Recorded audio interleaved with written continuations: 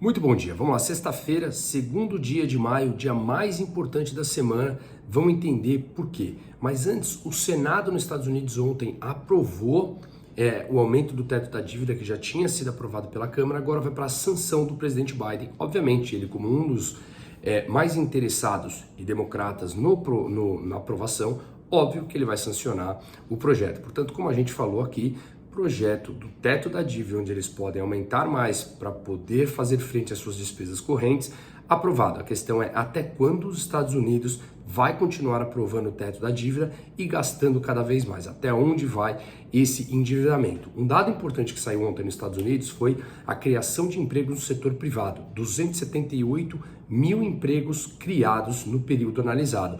Ocorre que a expectativa era de 170 mil, então mostra que o mercado americano continua extremamente forte. E por que eu falei que hoje é o dia mais importante? Hoje é o dado do payroll, agora pela manhã, em que ele mostra taxa de desemprego, ganhos por horas e abertura de vagas de trabalho nos Estados Unidos inteiro. Ele é super importante para determinar, na reunião do Banco Central Americano que está próximos daqui a alguns dias, para saber se eles seguirão subindo a sua taxa de juros. E por que isso é importante? Quando os Estados Unidos sobe juros, ele basicamente mexe nas moedas como um todo. Quando o juros está mais alto nos Estados Unidos, tem um fluxo de dinheiro em direção aos Estados Unidos para comprar título público americano que agora remunera taxa de juros anuais interessantes, quando até pouco tempo pagava 0,5% por conta dessas injeções trilionárias de capital ao longo da última década que jogaram artificialmente as taxas de juros para baixo. A inflação chega, eles precisam subir juros e retirar o dinheiro da economia para que possa controlar a alta dos preços, tá? Então,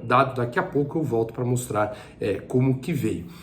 Na zona do euro, ontem tinha saído inflação de 6,1%, quando na última leitura tinha vindo 7% anualizado. Portanto, a inflação ela vem sim arrefecendo, como a gente falou, principalmente por conta de queda de commodities, que leva o preço de energia para baixo, mas o que acontece é que a meta é de 2%, então ainda está muito longe do que eles esperam. E o Banco Central Europeu foi um dos mais tardios em começar a subir a sua taxa de juros, portanto eles deverão continuar a subir, na minha opinião, esse é o cenário base, tá? No Japão, vamos lá, o governo falou que eles vão investir 25 bilhões de dólares para estimular a população a ter filho, investir na educação, investir na flexibilidade de trabalho, que os pais passem a ter também licenças paternidade. A questão é, quem vai pagar isso? Obviamente, o pagador de imposto via o governo, e o Japão é o país mais endividado do mundo. Veja, eles fazem política lá atrás intervencionistas e agora as consequências sempre chegam e eles precisam ajustar com mais intervenções usando dinheiro público.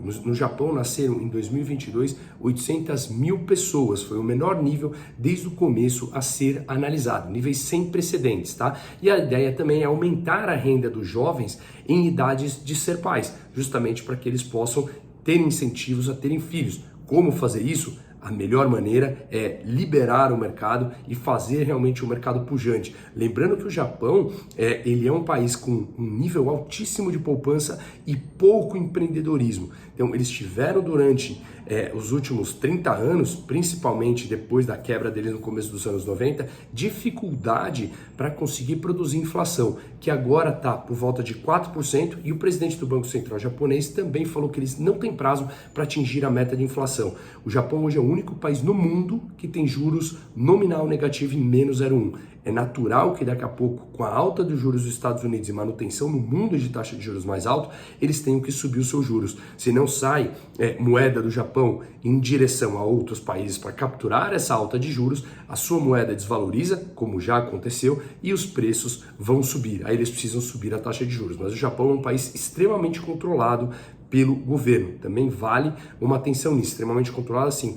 O título de 10 anos do Japão, por exemplo, tem a taxa de juros mantida num patamar pelo governo, que fica vendendo as suas reservas para controlar a taxa de juros. Isso tem data limite para acabar, no meu entender. Um ponto importante que saiu aqui no Brasil também ontem foi o PIB.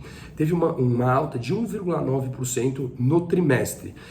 Olhando o número, parece extremamente interessante, mas anotei aqui para a gente colocar alguns pontos que é importante, dessa alta de 1,9%, 21,6% veio do agronegócio. Foi o melhor resultado do agro em 26 anos no trimestre, desde o quarto trimestre de 1996. Quando a gente analisa o componente serviços, cresceu 0,6%.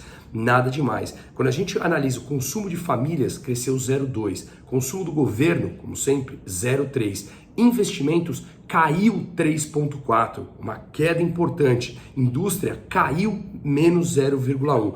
E a taxa de investimentos frente ao PIB nesse trimestre ficou em 17,7%. Quando a gente analisa a taxa de investimento nesse mesmo trimestre de 2022, estava em 18,4%. Portanto, grande parte disso puxado pelo agronegócio, e não é uma notícia, é um número tão bonito como quando a gente só vê a manchete. Quando a gente entra no detalhe dele, a coisa não é tão animadora dessa forma. Um ótimo dia para todo mundo. Volto daqui a pouco com os dados dos Estados Unidos.